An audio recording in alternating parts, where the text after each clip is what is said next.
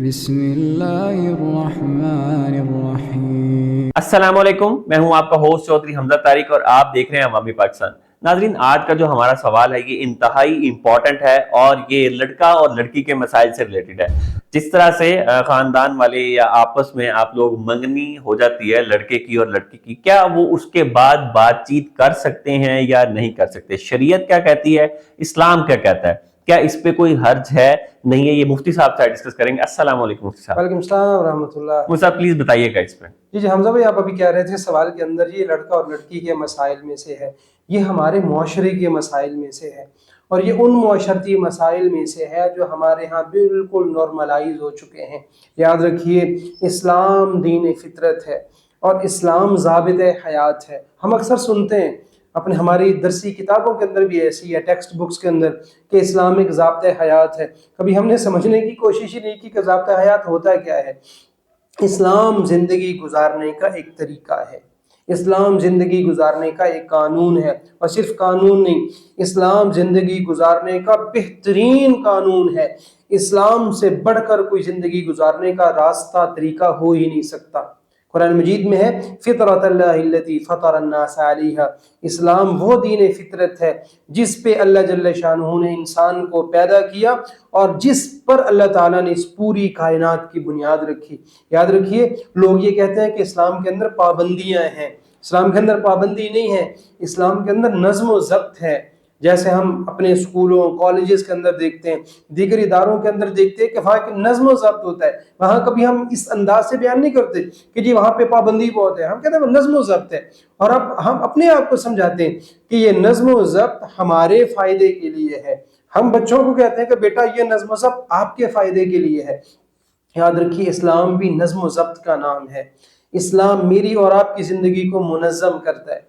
اسی اسلام کے نظم و ضبط اور فطری قواعد میں سے ہے کہ غیر محرم مرد اور عورت کا آپس میں اختلاط نہ ہو، آپس میں تعلق نہ ہو، تعلق ان کا ہو، محرم کا آپس میں ہو۔ یاد رکھیے، جو آپ نے سوال پوچھا کہ منگنی کے بعد لڑکا لڑکی کا آپس میں گفتگو کرنا، تو یاد رکھیے منگنی کی شرعی حیثیت صرف وعدہ نکاح کی ہے، صرف وعدہ نکاح کی ہے، یہ نکاح نہیں ہے۔ اور نکاح سے پہلے تک لڑکا لڑکی آپس میں غیر محرم ہے، شرعی طور پہ ان کا آپس میں گفتگو کرنا، بات چیت کرنا بالکل جائز نہیں ہے، شرعی طور پر بھی جائز نہیں، اخلاقی طور پر بھی جائز نہیں، اور بعد میں شادی کے بعد ازدواجی زندگی کے اندر بھی اس میں بہت سارے منفی اثرات مرتب ہوتے ہیں۔ یہ وہ چیز ہے جو ہمارے معاشرے کے اندر نارملائز ہو چکی ہے۔ یاد رکھیے، علماء نے ایک ضابطہ بیان کیا، علماء نے ضابطہ یہ بتایا کہ دیکھیں، جب تک کوئی گناہ انفرادی سطح پر ہوتا ہے، انڈیویجول لیول پہ ہوتا ہے، تو اس کی اللہ تعالیٰ کی طرف سے سزا بھی افراد پہ آتی ہے، انڈیویجولز پہ آتی ہے۔ لیکن جب کوئی گناہ پورے معاشرے کے اندر سرایت کر جاتا ہے، اجتماعی بیماری کی شکل اختیار کر لیتا ہے، ایک وبا کی شکل اختیار کرتا ہے، تو اس کی سزا جو ہے، اس کا وبال پھر اجتماعی طور پہ ایز ہول مرتب ہوتا ہے انسانوں کے اوپر۔ تو یہ وہ ان گناہوں میں سے جو نارملائز ہو چکے ہیں، ان سے بچنا بہت زیادہ ضروری ہے۔ ابھی نکاح سے پہلے تک لڑکا لڑکی غیر محرم ہے، اور غیر محرم کا آپس میں اختلاط اور بات چیت جائز نہیں ہے۔ مطلب اس میں شرعی طور پر بھی گناہ ہے، اور اگر ہم گناہ بھی سرزد ہوتا ہے اس سے، یا شریعت کے بالکل گناہ ہے، حرام ہے، شرعی طور پہ صرف گناہ نہیں، حرام ہے، جائز ہی نہیں ہے سرے سے، گنجائش ہی نہیں ہے سرے سے۔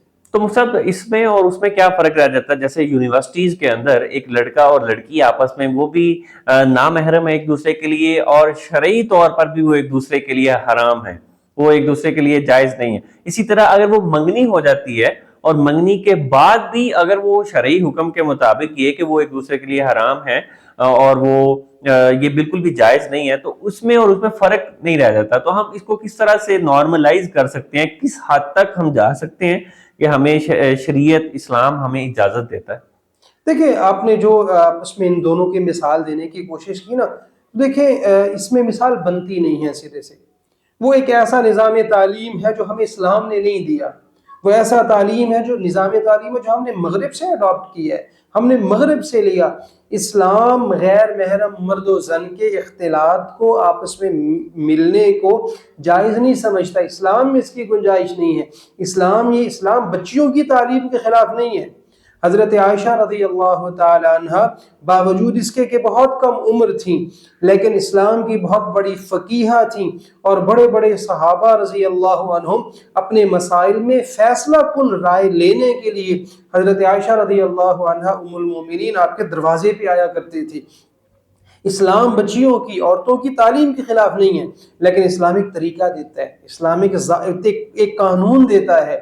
یوں مرد و زن کا آپس میں اختلاط وہ بھی جائز نہیں، اور یہ جو منگنی والی ہم بات کر رہے ہیں یہ بھی جائز نہیں، دونوں جائز نہیں ہے۔